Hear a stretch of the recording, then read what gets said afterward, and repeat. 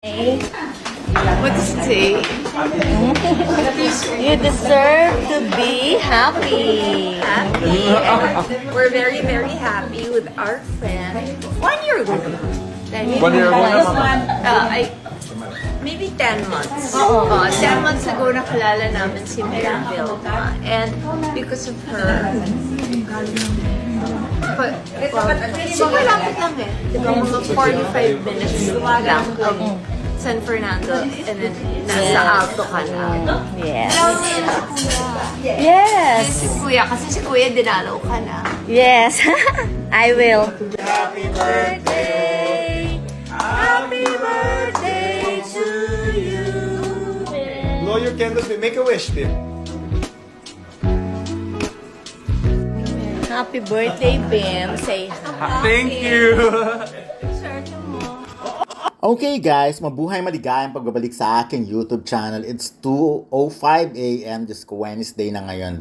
At actually nakatulog kasi ako kanina. But anyways, medyo late kong nakita tong video na ito from TikTok and Twitter ni Mayor Vilma Calawag. So si Mayor Vilma Calawag ay ang dami kasing na-confused, ang dami nagtatanong kung nasa Pilipinas na raw ba si Kris Aquino because yun nga, dahil magkasama. But of course, alam naman natin na sa Amerika pat hindi pa bumabalik si Kris Aquino. Ang pwede lang talagang, ang pinakamalaking posibilidad ay si Mayor Vilma Calawag ang pumunta ng Amerika at yan, naging kaibigan at magkasama nga sila. So, anyways, ayan no, nakita niyo naman birthday ni Bimbi. At grabe no, sa tagal nating di nakikita ng personal si Kris at si Bimbi. Nakita niya, si Bimbi ang payat na at ang tangkad lalo. Of course, last time na nakita ko siya ay doon sa dati pa nilang bahay sa Quezon City. Yon, medyo konti, may laman-laman pa siya ng mataba. Tsaka bata pa yun, syempre. Before pandemic pa yun eh. So, anyways, ayan si Kris.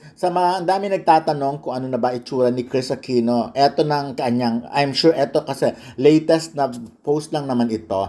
Kaya lang di ba, nakakaloka. At least, ako gusto kong i-post to kasi, although hindi ko pa na, kasi syempre, ang dami-dami na naman dito sa YouTube, sa iba't ibang social media platforms na nagpapalabas ng kung ano-ano about Kris Aquino. Kahit nga dito, ang daming, sa TikTok nga, ang daming makakapalang mukha na talaga nagpo-post na may mga sinasabi sila about Kris Aquino. Hindi ko nang babanggitin kung ano yon. Although dati pa naman may mga gumagawa na ng ganong chismis. Hindi lang naman si Kris Aquino ang naging victim ng ganon. Marami din like sila Boy Abunda, Vic Soto, at yon mga ganong, alam niyo na kung ano yung tinutukoy ko. Ayoko na ng pag-usapan tungkol dun. Pero yun nga, ang dami nagtatanong kung nasa Pilipinas si Kris. Hindi nga po, kasi nakita niyo naman sa background pa lang, di ba? Parang, yan naman yung laging bina-background. Pero ang importante nga dito, yung nakikita natin kung ano ba ang look ni Kris Aquino ngayon. So, ito 1 day ago lang na pinost ni Mayor Vilma Calawag. So, ayan, kaya klaro naman siguro na eto bagong-bago. At ang daming natuwa sa nakita nilang look. At yung kumakain si Kris, di ba? Parang, at least, di ba, kumbaga, yun nga, 17th birthday ni Bim. And, so, ayan, celebration yon. Pero ang bongga, no? So, ako kasi parang ninanamnam ko yung itsura ni Kris eh. So, anyways, eto yan, no? Sabing gan, makikita mo talaga na maganda pagpapalaki ni Miss Kris sa mga anak niya. Napaka-respectful at malalambing. Eto, may niresba ka ng mga fans kasi nga merong nagsalita tungkol kay Kris, tungkol na alam nyo na, tungkol sa sakit. At talagang hindi siya hindi siya tinantanan ng mga followers. Iba nga hindi naman fans ni Kris pero talagang pinagtanggol nila si Kris. So, eto, ang ganda pa rin ni Kris. Get well soon, Miss Kris, magpalakas ka pa, nakakamiss kang makita sa TV. I'm so happy to see you in healthy state. Parang much better na siya tingnan. Now feel ko gagaling na siya. Yan. Talaga naman, sobrang saya ng puso ko. Sabi, in Jesus' name, amen. I'm so happy for her. Much better na. Tapos parang tuloy-tuloy na yung salita niya. Miss ko na siya sa TV. Ayan, binabasa ko na lang yung mga ibang message praying for her health. Yan din ang dasal ko. Yun nga. So, salamat sa Diyos. Ayan, nag-thank you ang mga fans kay God, sa nakikita nilang yung kondisyon ni Kris Aquino. Na ganyan nga, itong nakikita nating video na ito. So anyways, sabi pa, naway lalo ka pang sumigla, Miss Kris.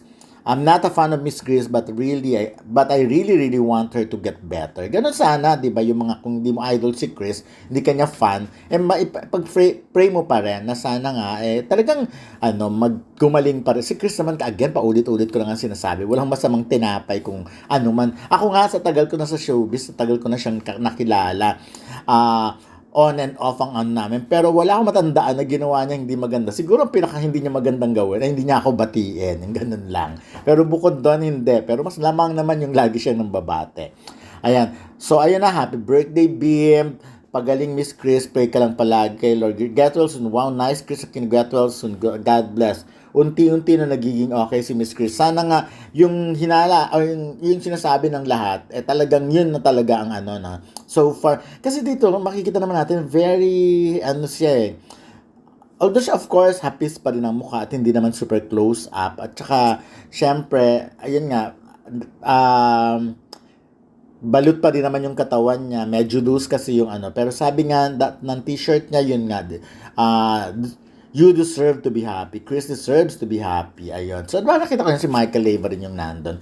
Anyways, ayan na. So, I hope malinawan na wala pa, hindi pa bumabalik si Chris Aquino ng Pilipinas. At syempre, tumigil-tigil na rin yung mga hindi na kayo nahihiya sa mga pinagagawa at pinagsasabi nyo about Chris Aquino. May sakit yung tao, pero ganyan nyo kung pagsalitaan yung iba. But anyways, mas lamang naman kasi ang nagsasabi ng magaganda at nagdadasal for her. So, I hope maging maging kahit paano maging team kampante ang marami, lalo ng mga nagmamahal kay Chris Aquino. So, ayan.